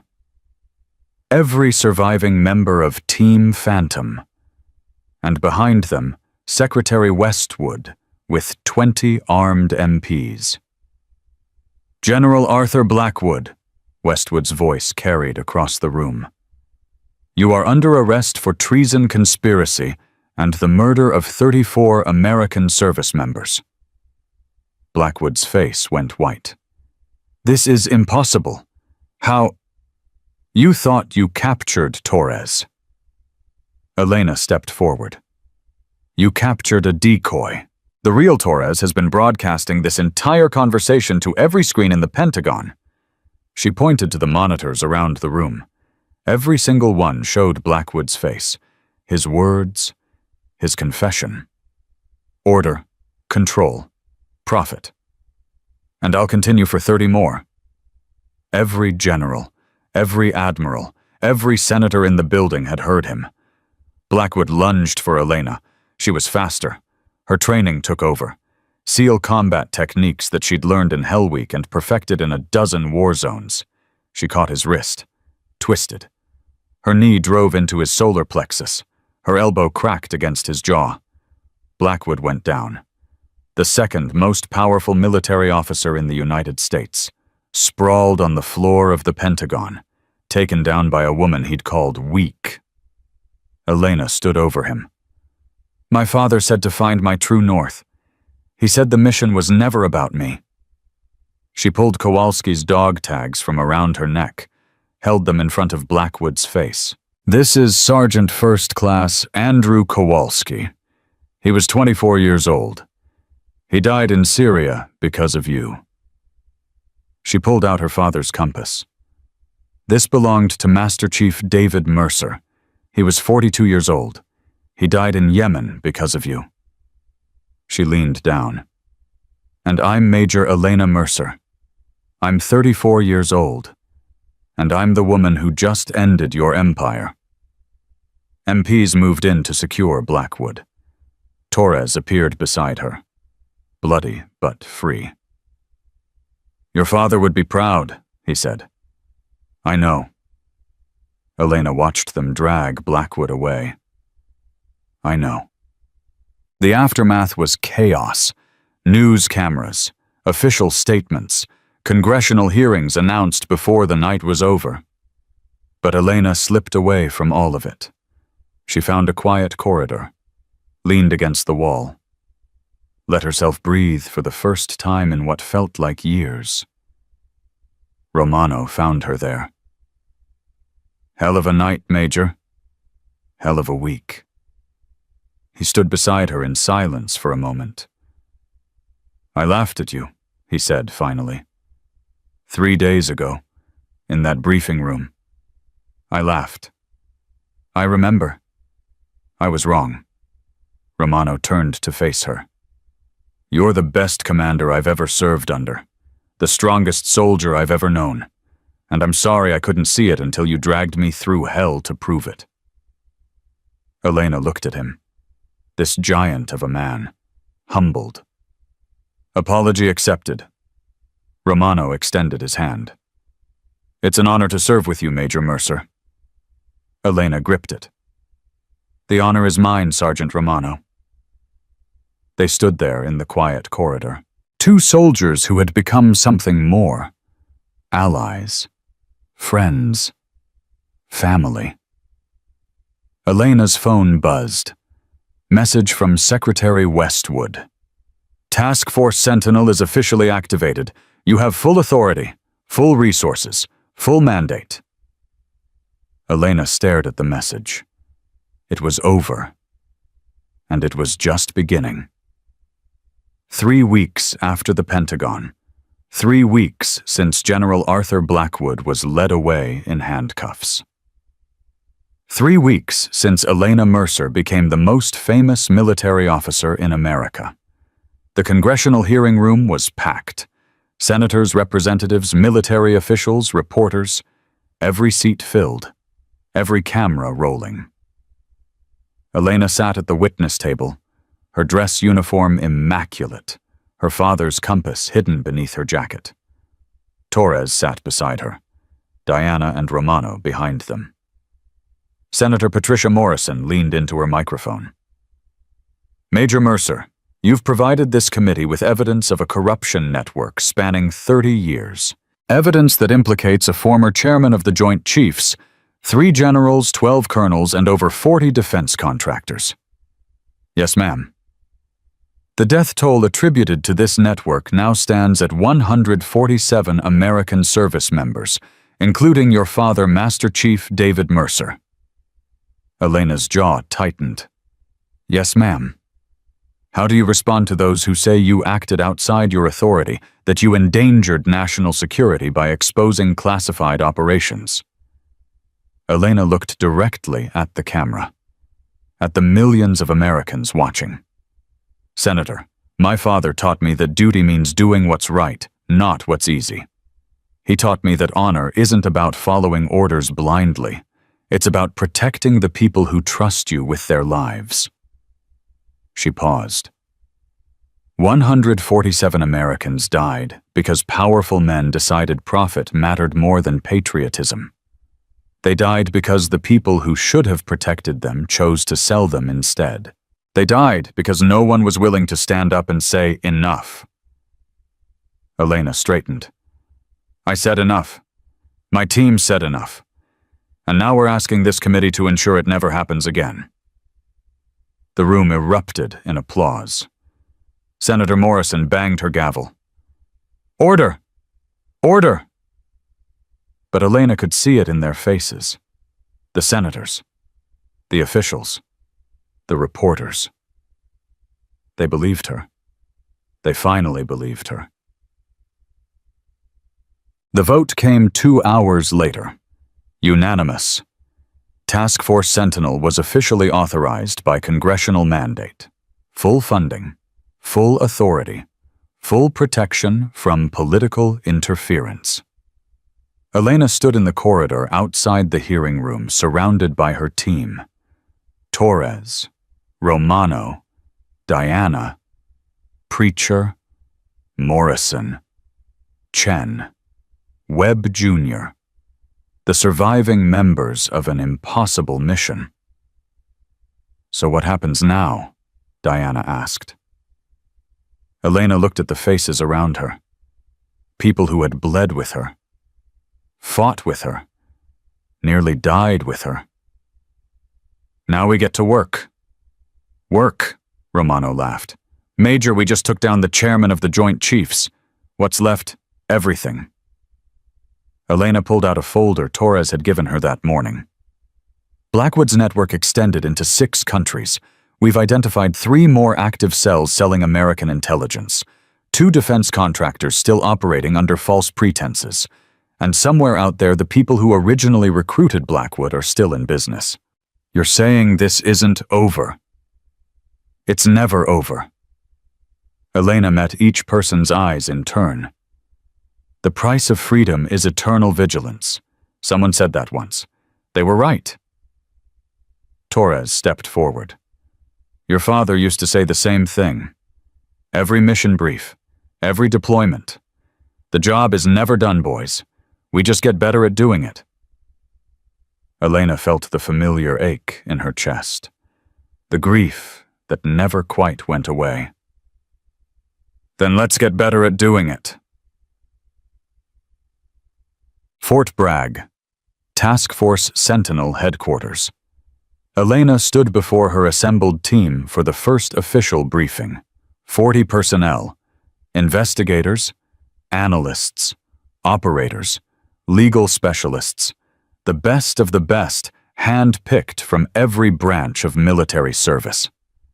6 months ago, I was a tactical advisor that a 3-star general called a diversity hire. Elena's voice carried through the room. He laughed at me, called me weak, said I was playing dress-up in a uniform I didn't earn. She paused. That general is now awaiting trial for treason. The network he served has been exposed. And the weak girl he laughed at is standing in front of you as your commanding officer. A murmur rippled through the room. I'm telling you this not to brag, not to prove anything. I'm telling you because every single one of you is going to face the same thing. People who underestimate you, people who dismiss you, people who think they know what you're capable of based on how you look, where you come from, or what box they want to put you in. Elena stepped forward. Our job is to prove them wrong. Not with words, not with arguments, with results. We find corruption. We expose it. We protect the soldiers who put their lives in our hands. She pulled up the first case file on the main screen. Eastern European weapons trafficking. 3 defense contractors. 2 army colonels. Evidence of kickbacks, falsified testing equipment failures in combat. This is what killed my mother 28 years ago. This is what killed my father 8 years ago. This is what we stop before it kills anyone else. The room was silent. Questions. Romano raised his hand. Rules of engagement. We operate within legal authority but outside normal chain of command. We report directly to the Secretary of Defense and congressional oversight. If we find corruption, we expose it. Period. Even if it's politically inconvenient, Diana asked. Especially if it's politically inconvenient. That's when corruption hides best. Elena looked at her team, at the faces that would become her family, at the people who would fight beside her in wars that would never make headlines. One more thing. Some of you knew my father. Some of you served with people who died because of the corruption we're fighting. This isn't just a job. It's a mission. It's a calling, and I expect every single one of you to treat it that way. She straightened. Dismissed. Operations begin in 72 hours. Get some sleep. You're going to need it. The room emptied slowly, but the energy remained. Something had changed. Something had begun. That night, Elena drove to Arlington National Cemetery. She'd been avoiding this visit. avoiding the weight of it, avoiding the grief that threatened to overwhelm her every time she thought about what she'd lost. But she couldn't avoid it anymore. Her father's grave was in Section 60, surrounded by other warriors who had given everything. The headstone was simple, elegant. Master Chief David Mercer, United States Navy, SEAL Team 6, January 15, 1974, March 8, 2016. Beloved husband, devoted father, American hero. Someone had added a new inscription below the original. Fresh. Recent. Justice served, October 2024. Elena knelt on the grass. The night was cold, but she barely felt it. I got them, Dad. Her voice broke on the words. I got the ones who killed you. Caldwell, Blackwood, the whole network. They're going to prison. They're going to pay for what they did. She touched the headstone. Cold marble. Unforgiving. I know you can't hear me. I know this is just me talking to a rock. But I needed you to know. I needed you to know that everything you taught me, everything you sacrificed, it mattered. It meant something. Tears streamed down her face. She didn't try to stop them. They called me weak, Dad. They laughed at me, said I was too small, too female, too everything they thought I should be. She pulled out her father's compass, held it in her palm. But you taught me that strength isn't about size. It's about heart. It's about courage. It's about standing up when everyone else is sitting down. The compass was warm in her hand, like her father was holding it with her. I'm leading a task force now. Sentinel, we're going to find every single person who sells out American soldiers. We're going to expose them. We're going to make sure no one else dies the way you did. Elena stood. Her legs were unsteady, but her voice was strong. I'm not going to let you down, Dad. I'm not going to let any of them down. Every soldier who trusted their leadership, every family who lost someone to corruption, every American who believes that honor still means something. She saluted her father's grave. Crisp, perfect, the way he'd taught her when she was 6 years old. Mission continues, Master Chief. We've got work to do. A figure emerged from the shadows. Torres. He'd been waiting, watching, giving her privacy while staying close enough to protect her. How long have you been there? Long enough. Torres walked to stand beside her, his eyes on David Mercer's headstone. I used to come here every year, his birthday, the anniversary, Christmas. I didn't know. Nobody did. That was the point. Torres was quiet for a moment. He talked about you constantly, every deployment, every mission. My girl is going to change the world, Mike. You watch. She's going to be better than all of us. Elena felt fresh tears threatening. He was wrong. I'm not better. I'm just what? Just trying to be half the person he was. Torres turned to face her. His eyes held decades of grief, decades of waiting, decades of hoping for exactly this moment. Elena, your father was the best man I ever knew, but he was wrong about one thing. You're not going to be better than all of us. Torres put his hand on her shoulder. You already are. Mike, you did what he couldn't, what I couldn't. You stood in the light when we could only work in shadows. You faced Caldwell. You faced Blackwood. You faced the entire system that was designed to crush you. Torres's voice cracked. Dave would be so proud. So damn proud. Elena felt something release in her chest. A weight she'd been carrying for 8 years. A burden she'd thought would never lift. Thank you, she whispered. For everything. For waiting. For protecting me. for believing this day would come. I never doubted it. Torres smiled. It was the first genuine smile she'd seen on his face. You're David Mercer's daughter.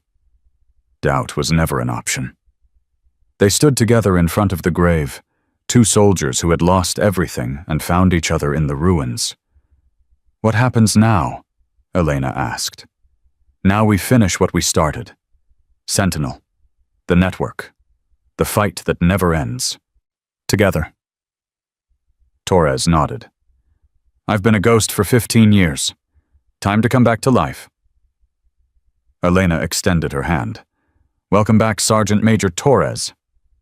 Sergeant Major, Secretary Westwood approved the promotion this morning. You're my senior enlisted advisor, if you want the job. Torres gripped her hand. I've been waiting 15 years for someone to ask. Then the answer is yes. The answer was always yes. Torres released her hand. From the moment I saw you take down Caldwell, from the moment I realized you were everything your father said you'd be. Elena looked at her father's grave one last time.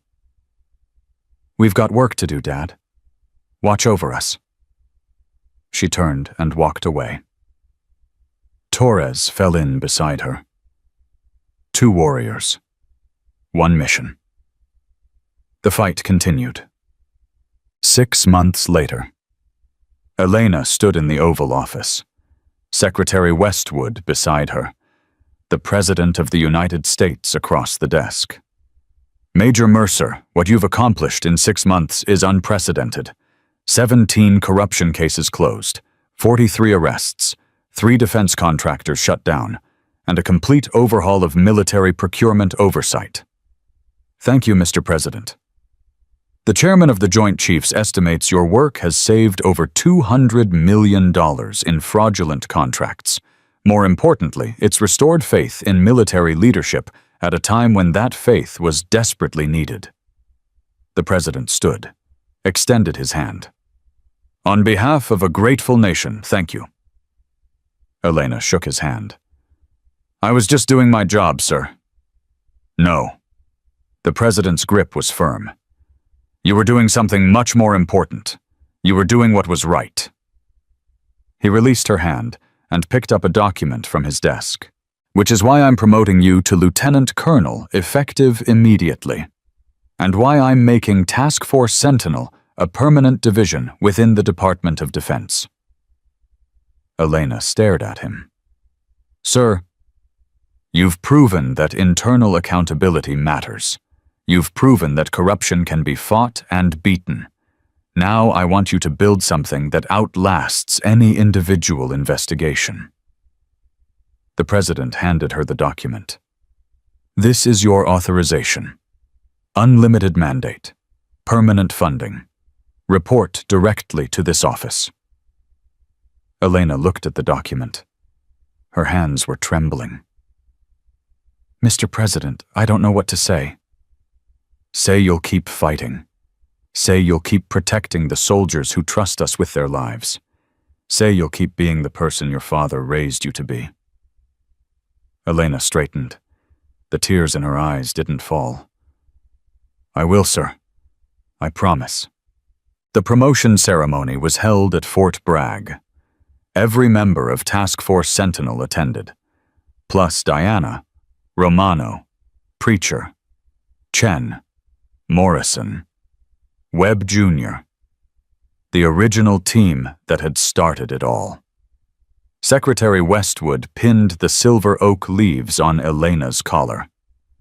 Lieutenant Colonel Elena Mercer, by order of the President of the United States, you are hereby promoted to the rank of Lieutenant Colonel, with all the rights and privileges thereto. The room erupted in applause. Elena stood at attention, her father's compass against her chest, Kowalski's dog tags around her neck. Every sacrifice that had brought her to this moment weighing on her shoulders. But it wasn't heavy anymore. It was fuel. Torres stepped forward, handed her a folded flag. This was recovered from your father's memorial in Yemen. I've been carrying it for 8 years, waiting to give it to someone who earned it. Elena took the flag. Her hands were steady. Thank you, Mike. Thank your father. He's the one who believed in you. Torres stepped back, saluted. Lieutenant Colonel Mercer, it's an honor to serve under your command. Elena returned the salute. The honor is mine, Sergeant Major. The honor has always been mine. That night, Elena stood alone in her new office. The walls were bare. The desk was empty. Everything waiting to be filled with the work ahead. Her phone buzzed. Message from Romano. Congratulations, Colonel. Drinks are on me. The whole team is at O'Malley's. You coming? Elena smiled, typed her response. Save me a seat. I'll be there in 20. She set down the phone, looked around the empty office. 6 months ago, she'd been a tactical advisor that no one respected, a woman that generals laughed at, a soldier that the system had written off as a diversity hire.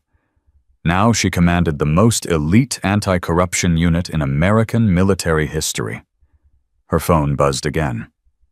Different number. Encrypted. Elena opened the message. Congratulations, Lieutenant Colonel.